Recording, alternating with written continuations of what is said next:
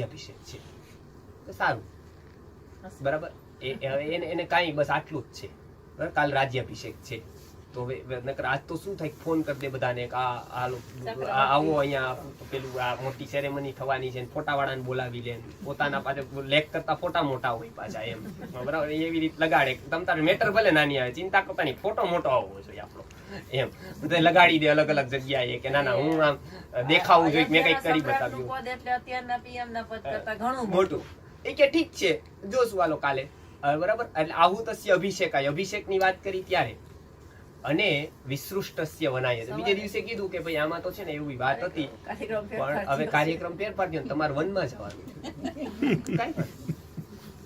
બરાબર. હવે અહીંયા જો સામાન્ય રીતે કોઈ વ્યક્તિ હોય, એટલે આ છે ને ઉત્કૃષ્ટ લક્ષણમાં એક લીધું છે કે આવું હોય ને જો તો એ યોગ્ય છે. બાકી જો પેલું કીધું હોય તો અત્યારે તો હાર્ટ એટેક જ આવે સીધે સીધું સાંભળીને કે હા ક્યાં અન્યાય મને કરી દીધો, ના જગતમાં આવું જ છે બધું, ને આ લોકોને તો કઈ પડેલી જ નથી. નહીં તો કહી દે દશરથને, આ તો બે વચન તમે આપ્યા તો મારે હું લેવા દેવાય, એને મારે થોડા પાડવાના, આ તમારી ભૂલ છે, બરાબર. એમાં હું શું કામ આમાં તો કઈ કરવું, એમ ટૂંકમાં તમે ભોગવો, મેં તો થોડા આપ્યા વચન કઈ.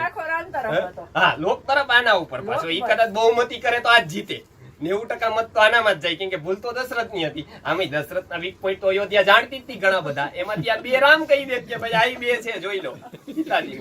પણ કદાચ જેને જેને લખ્યું એમાં ઉત્તર રામચરિત છે ને, કેટલાક ગ્રંથો આમ નવલકથા છે, આમ વાંચવા યોગ્ય નથી. આમ જોઈએ તો સાયકોલોજી આપણા ભારતીય શાસ્ત્રની રીતે કે આપણે પેલા જોયું હતું, જીવન જયારે નાટક લાગે તમને ત્યારે ઉત્કૃષ્ટ વિકાસ છે, નાટક જીવન લાગે ત્યારે અધપતન, ત્યારે આમાં પણ છતાંય વાંચવી હોય, કાવ્યો એવા વાંચવા હોય તો એવા છે કે ઘણા બધા એવા છે કે જે આપણને વિકાસ કરે, જે આપણામાં કરુણતા લાવે.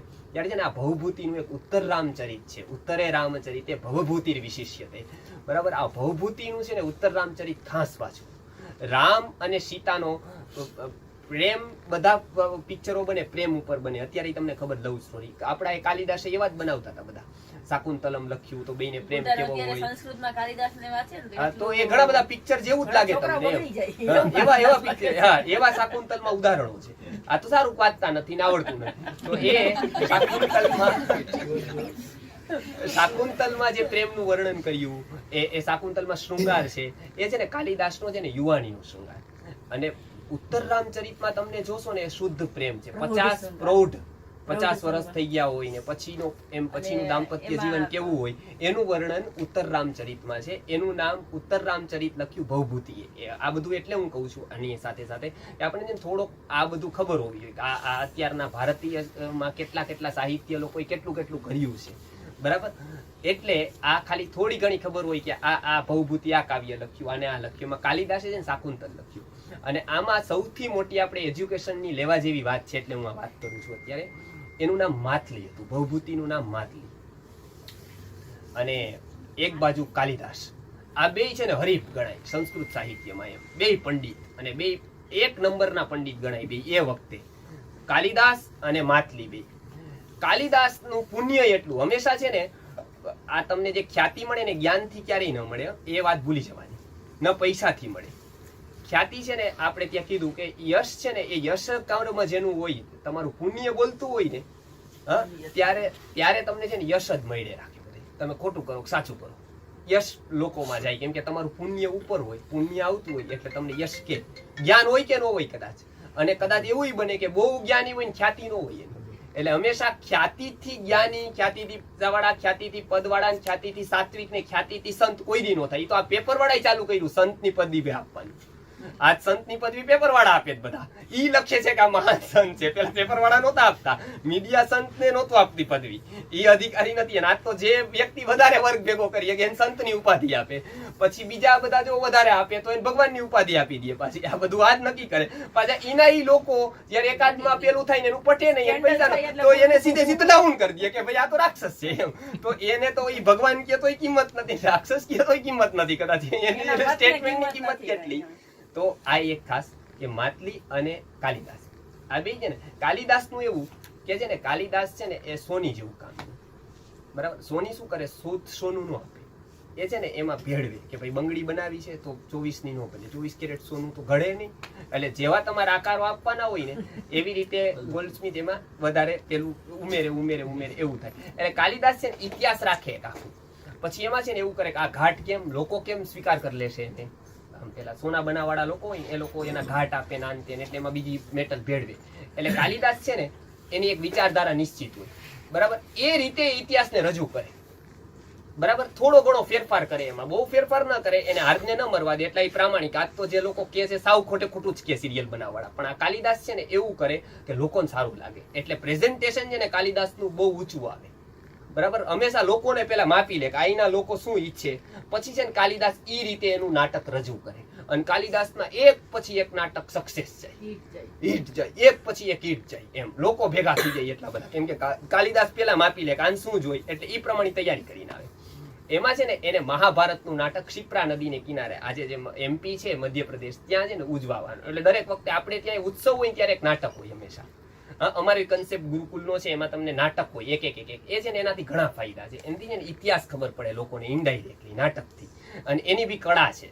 એ નાટક કેવી રીતે ભજવવું, એના પાસે 4 ગ્રંથો છે આપણે નાટકમાં. ભરત મુનિ આખું નાટ્યશાસ્ત્ર લખ્યું છે આપણે ત્યાં, ભરત નાટ્યશાસ્ત્ર કરીને 9 રસ છે. એમાં કયો રસનો ઉપયોગ કરવો, કરુણ રસ છે ને, તમારે પ્રવચન કરવાનું હોય તો કરુણ રસ જેમ તમે વધારે પીરશો, એક યોગ્ય થાય ને પછી કરુણ રસ પીરસવાનું ચાલુ કરવાનું રોવડા લોકોને, એટલે છે ને એ વધારે ને વધારે ભાવિક થાય લોકો, બરાબર. પછી હાસ્ય રસ ક્યારે આપવો, પછી આ વીર રસ ક્યારે આપવો, આ બધાના અલગ અલગ હોય એમ. ટૂંકમાં હમણાં કોઈ આક્રમણ કરે ને તો વીર રસની કથા ચાલુ કરવી એમ ટૂંકમાં, એટલે બધાને લાગે કે આ હા હવે તો આપણે પૂરું જ કરી દઈએ, બરાબર. આ બધા લોકો આવતા ને બધા લોકો કે આ હા પેલાના રાજા આવા ને તમે સાવ આવા, એટલે એને થઈ જાય ના હું બધાને મારી જાઉં એમ ટૂંકમાં, બરાબર. એ વીર રસ ઉત્પન્ન કરે. એટલે કાલિદાસ છે ને આવો સર્વે કરે, પેલા બધી જગ્યાએ જાય, બધાને મળે.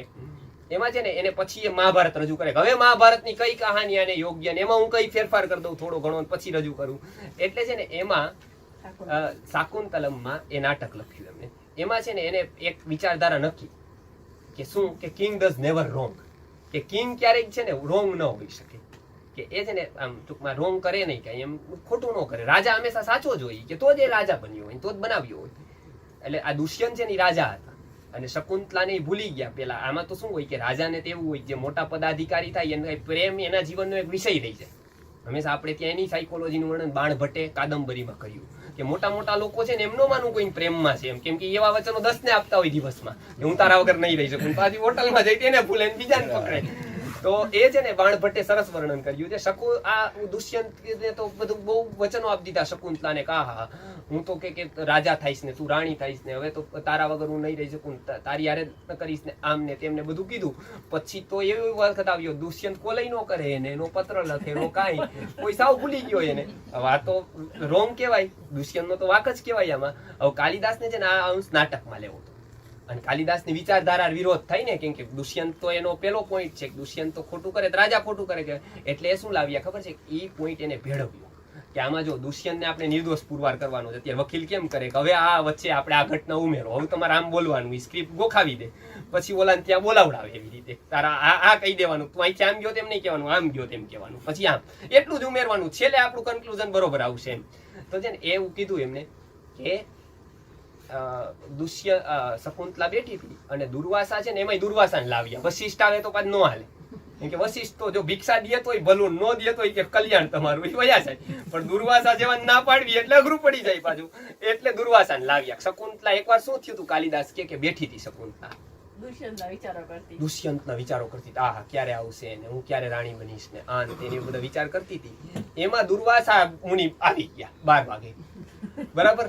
એટલે હવે દુર્વાસા મુનિ આવી ગયા ભિક્ષા લેવા.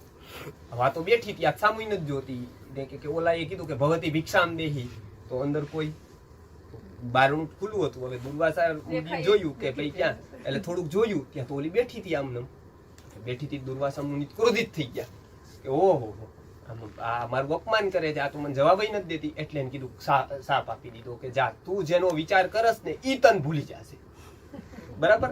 એટલે દુષ્યંત શકુંતલાને ભૂલી ગયો. એમાં એનો કઈ વાત દુષ્યંત તો વાત નહીં, દુષ્યંત તો કઈ વાત નહીં એમ. દુર્વાસાની એન્ટ્રી થઈ એટલે દુષ્યંત સાચો થઈ ગયો. હવે આ છે અને આ ઉજવાણું નાટક, અને કાલિદાસનું હિટ ગયું બહુ જ, કે આ કાલિદાસે કમાલ કરી દીધી. આ નાટકમાં જેવી સંખ્યા થઈ એકઈમાં ન થઈ, રેકોર્ડ બ્રેક થયા અત્યાર સુધીના બધા આ નાટકમાં. એમાં માતલી છે ને એ બહુ સિદ્ધાંતવાદી, એટલે માતલીએ કીધું કે આ કાલિદાસ છે ને ખોટું કરે છે, ઇતિહાસ આ બરાબર, આ ઇતિહાસ ચેડા કે આવું નો જ ચાલે એમ, ટૂંકમાં આનું પ્રમાણ જ નથી એમ. એટલે માતલીએ છે ને કીધું કે આજે આ બધું કેવું, એટલે બધા લોકોને કીધું કે આ ખોટું, આ ખોટું, આ ખોટું. પણ હંમેશા જોવું તમારે કે સૂર્ય સામે જેમ કોઈ ધૂપ ઉડાડે પોતા ઉપર જ આવે, એમ જેનું પુણ્યનો ઉદય હોય ને જે વ્યક્તિનો, એના વિશે ગમે તેટલા વિરોધમાં કે લોકો સવડું લે કે જો આ આટલું બધું કે ઓલો કાંઈ નથી કરતો, જોયું ને, એટલે કેટલી મહાનતા જેની, બરાબર. એટલે હંમેશા એવું હોય કે દુર્જનોના, આપણે ત્યાં કીધું કે કબીરા તેરે પુણ્ય કા ભરા પડા ભંડાર, તબ તક અવગુણ માફે ગુના કરો હજાર. ત્યાં સુધી તમે ગુના કરતા રહો, પણ જ્યારે પુણ્ય પૂરું થયું એ પછી ચાલુ થાય તમારી પતન, બરાબર. એટલે અહીંયા એક કીધું પુણ્યનો, એટલે પંચ અદવધુ રેવ પંચભી સતીમ વદતી લોકોયમ યશઃ પુણ્યૈર વાપ્યતે. મહાભારત શાંતિ પર્વમાં શું કીધું કે તમારો જો યશ કર્મ હોય ને, યશ તમારે રામ લખ્યું હોય ને તમારી કીર્તિ, તો 5 કામિતા કુંતીના 5 પતિ, અને એની પાછી વધુ દ્રૌપદી તેના દીકરાની વહુ, એને 5 પતિ. છતાં ઈ બેન છે ને સતી ગણે આપણો, લોકો ખબર છે ને, 7 સતીમાં જે સતી, એમાં એનું નામ આવે, દ્રૌપદી, સીતા, હા, તારા મંદોદરી થતા, આ બધા સતીમાં નામ આવે. ભારતીય માણસ કોઈ દી 5 પતિ હોય સતી સ્વીકાર કરે અને છતાંય કે એમ. નિરક્ષીરનો વિવેક માછલીઓ કરે છે, ઘણી ટાઈપની માછલીઓ એવી થાય છે કે જે દૂધને અને પાણીને અલગ કરી દે છે, હા, છતાંય કીર્તિ એક અંશની જ છે. અંશને જેવું કહેવાય છે કે એ ક્ષીર નીર વિવેક કરે છે, ખાલી અંશ નથી કરતો. પણ લોકમાં કોની કીર્તિ છે? માત્ર અંશની જ છે, માછલીની નથી.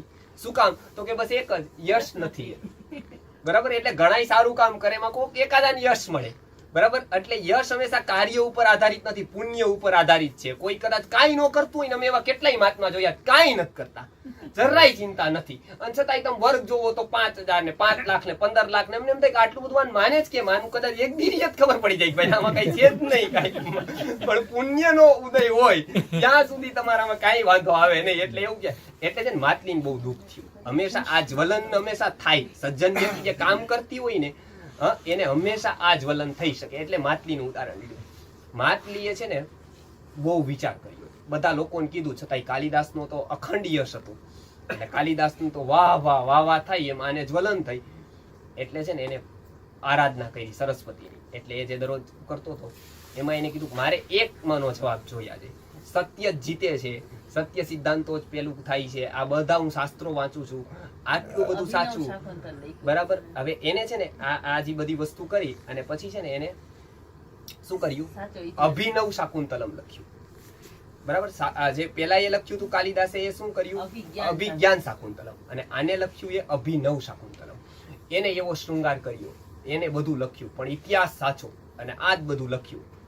એ નાટકમાં સંખ્યા જ ન થઈ, ફ્લોપ ગયું નાટક. સાચું આ કે છે, માતલી સાચું કે છે, સંખ્યા નહીં. અને કાલિદાસ ભેળસેળ વાળું કે છે, કાલિદાસમાં સમાય નહીં એટલો. એટલે છે ને આને કીધું કે આ બધું તો હું શું કરું છું, કે આ શૃંગારી એટલું પીરસી ન શકે. અને એને અભિનવ શાકુંતલમ લખ્યું, એટલે એને આરાધના કરી. અને પછી છે ને સરસ્વતીને પૂછ્યું. વચ્ચે આ ઘટના હતી કે જે પેલા એને નિષ્ફળ ગયું કાવ્ય, પછી એને પૂછ્યું અને બહુ સાધના કરીને આને કે જવાબ જોઈ મારે. એમાં છે ને 1 મહિના પછી એમને એવું કહેવાય છે કે સરસ્વતીએ અંદરથી જવાબ આપ્યો. એમાં એને પ્રશ્ન પૂછ્યો કે કાલિદાસ ખોટો હોવા છતાં પણ સફળ કેમ? આ તારો જે પ્રશ્ન છે એમાં તને દુઃખ શેનું છે? કાલિદાસ ખોટો છે એનું દુઃખ છે કે કાલિદાસ સફળ છે એનું દુઃખ છે? આ તું વિચાર કર. જો ખોટો છે એનું દુઃખ હોય તો જગતમાં ઘણાય ખોટા છે. આ બધાયનું તને દુઃખ હોવું જોઈએ, બરાબર. મતલબ તને ખોટાનું દુઃખ નથી. હા, ખોટો હોવા છતાં સફળ કેમ? એટલે સફળતા છે ને તને ખૂંચે છે, એટલે ઈ છે ને તારો મત્સર છે, બરાબર. એ એક વાત કે ઈ તું વિચાર કરજે કે આ તું ખોટો છે ને સફળ છે, એટલે તને ખોટાનો દુઃખ હોય તો તાર ઘર જગતમાં ઘણા ખોટા છે, એનું કેમ તને કઈ નથી થતું? તને કાલિદાસનું જ કેમ ખૂંચે છે? પેલી વાત. અને બીજું કે સફળ કેમ, એટલે મતલબ સફળતા ખૂંચે છે એની. તો એને જે સફળતા મેળવી હતી એમાં હંમેશા આ એજ્યુકેશન સિસ્ટમને આ જવાબ આપે અમારા ગુરુજી. ખાસ કરીને આ એક કહેતા વાક્ય કે માતલી નિષ્ફળ કેમ, એમાં સરસ્વતીએ કીધું છે તું શું કામ બીજો કાલિદાસ બનવા પ્રયત્ન કરશ? તું કાલિદાસની કોપી શું કામ બનવા પ્રયત્ન કરશ? તને કુદરતે અલગ બનાવ્યો છે, બરાબર. તું સેકન્ડ કાલિદાસ બનમાં જ, તું કાલિદાસની હરીફાઈ જ મૂકી દે. તું પેલો માતલી બન, બીજો કાલિદાસ નહીં. એટલે માતલી જાગી ગયો. માતલીએ કીધું કે આમાં રોંગ કાલિદાસ નહોતા, રોંગ હું હતો. મારો શૃંગાર વિષય જ નથી, એટલે શૃંગારમાં કદાચ હું ગમે એટલો કાવ્ય કરું તું સફળ ન થાવ. એને કીધું તું તારી શેમાં છે એક્સપર્ટાઇઝ, એ તું જાણ. એટલે માતલીએ જ્યારે આત્મનિરીક્ષણ કર્યું ત્યારે ખબર પડી કે એનો રસ છે ને કરુણ રસ હતો. એ કરુણ રસ છે ને એવો પીરસી શકે ને એવો શૃંગાર ન પીરસી શકે. એટલે એને થયું, એટલે એને મત્સરની ભૂતિ કરી. ભવાદ ભૂતિ એટલે કે જે મત્સર હતો ને એની ભૂતિ કરી દીધી, ભસ્મ કરી દીધી. બીજે દિવસે સવારે છે ને કાલિદાસ એનું કામ કરે, મારે કાંઈ લેવા દેવા નહીં, આપણે આપણી લાઈન જ બદલી દો એમ ટૂંકમાં, બરાબર. બીજી લાઈને એ કર્યું ને એને પેલું કાવ્ય લખ્યું ને ઉત્તર રામચરિત. એમાં છે ને એને કરુણ રસ પીરસો અને ઉત્તર રામચરિત જેવું સફળ થયું ને એવો કાલિદાસના એકય કાવ્યો સફળ નથી થયા હજી સુધીમાં. એ માતલી પછી ભવભૂતિ બન્યા અને ભવભૂતિ પછી એને એક જ કાવ્ય આપ્યું ઉત્તર રામચરિત. એમાં રામ સીતાનો પ્રેમ લઈ અને એને 50 વર્ષ પછી કેવો હોય, કરુણ રસ કેવો હોય, કરુણતા ક્યાં ક્યાં જગતમાં જોવા મળે, વિપ્રલંબ શૃંગાર કહેવાય એને, કે એ કરુણ રસ હોય હંમેશા, કે ભાઈ એને જ્યારે કરુણતા હોય, ત્યારે બે જુદા પડી ગયા હોય ત્યારે કેવા કરુણ રસ હોય એનું એને વર્ણન કર્યું. એટલે આ વાત હતી કે હંમેશા જે વ્યક્તિ છે ને કોપી નથી, એ પોતે ઉત્કૃષ્ટ બનવાનો પ્રયત્ન કરે.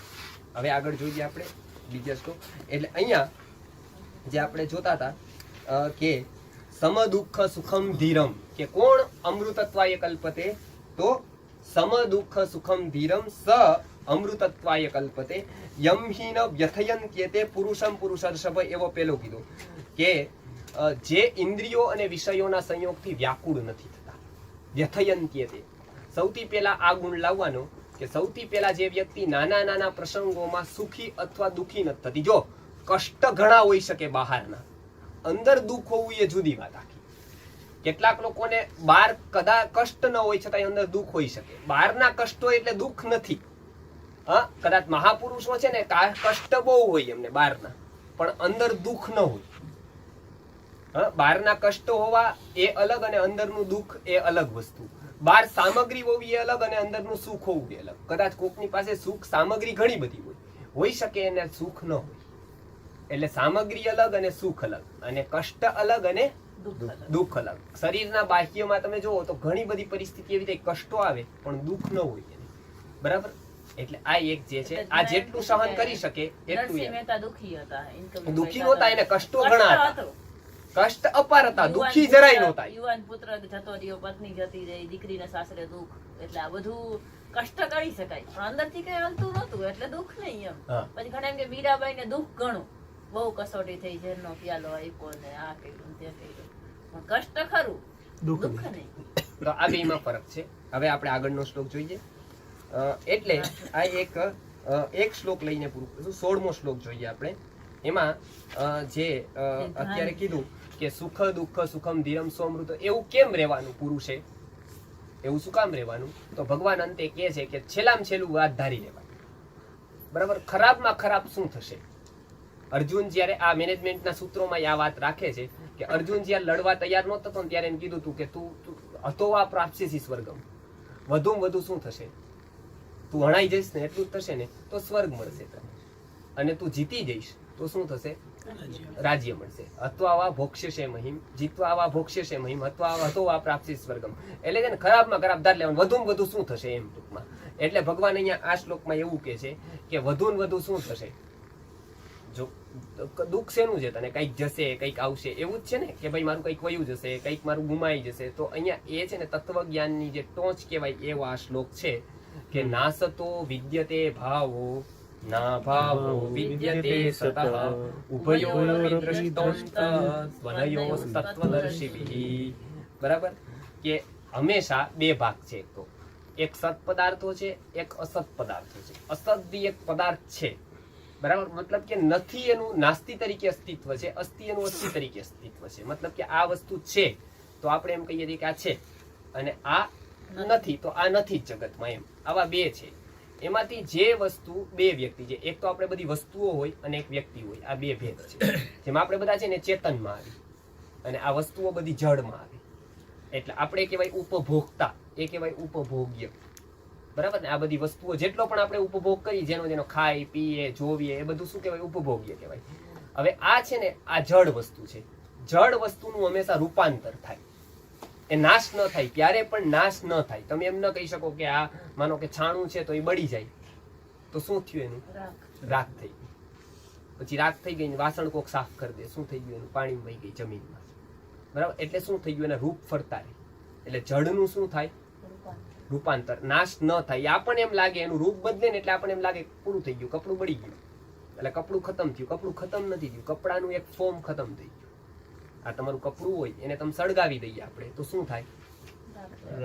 એટલે રાખ થઈ ગઈ ને. મતલબ કપડાના પરમાણુઓ જે છે ને એ તો એના એ છે, પરમાણુઓ બદલે નહીં ક્યારે, એ નિત્ય છે હંમેશા. ન્યાય દર્શનની ફિલોસોફી છે એ અને સાંખ્ય દર્શનની, એમાં નિત્ય પરમાણુ, એટલે એને બાળી નાખ્યા આપણે, એની રાખ કરી દીધી, એટલે એ રાખરૂપ. એવું કપડું આપણને દેખાતું નથી, પણ કપડામાં જે મોજૂદ હતું જે પરમાણુઓ એ અત્યારે પણ છે જ, એ અત્યારે છે ને એ હંમેશા રહેવાના છે, ફોર્મ બદલતા રહે.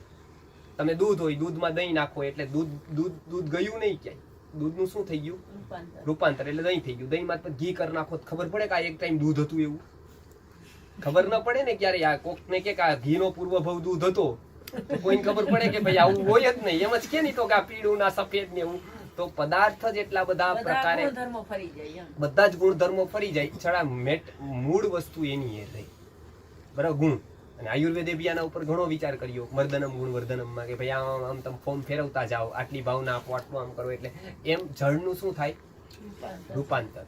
એમ ચેતનનું વેશાંતર થાય, બરાબર. ચેતન છે ને એ વેશ બદલે, એટલે આત્મા ક્યારેય નાશ ન થાય, બરાબર. નાસતો વિદ્યતે ભાવો નાભાવો વિદ્યતે સત, સતનો ક્યારેય અભાવ ન થાય. એટલે આપણને એમ લાગે કે આત્મા હોય ગયો, પણ ના, એને શું બદલી દીધું? વેશ બદલી દીધું.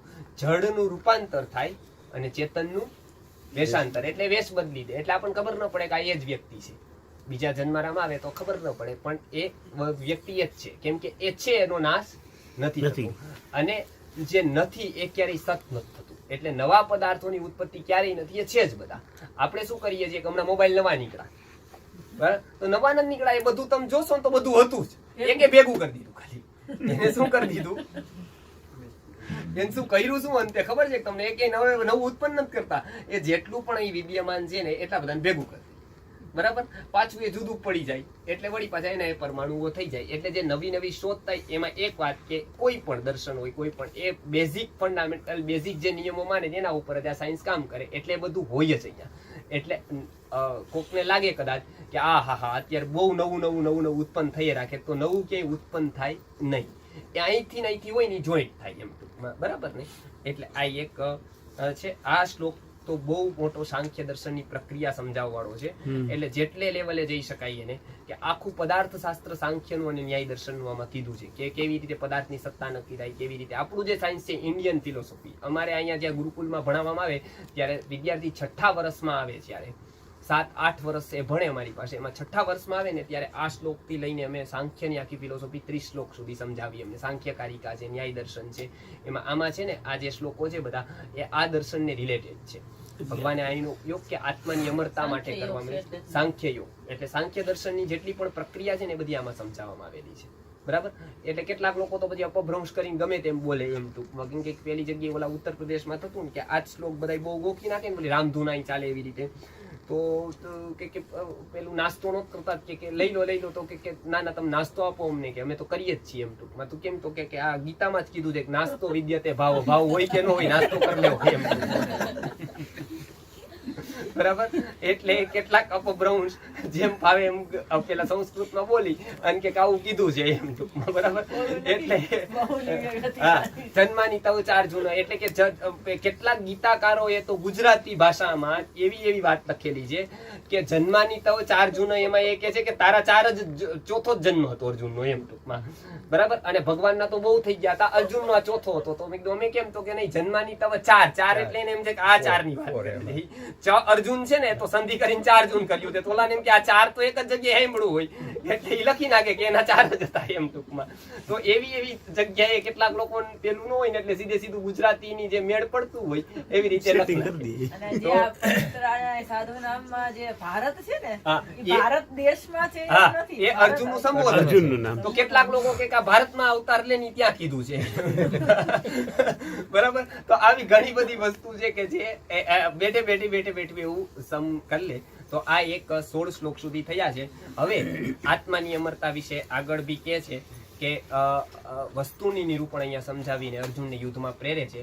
કે આમાં છે ને બધું સમજાવવાનું અંતિમ માત્ર એક ઉપદેશ હોય બધા શ્લોકોનો, તો એક જ છે કે આ ચક્ર ચાલે છે ને એમાં માત્ર અર્જુનને એ નિમિત્ત બનાવવામાં આવે છે.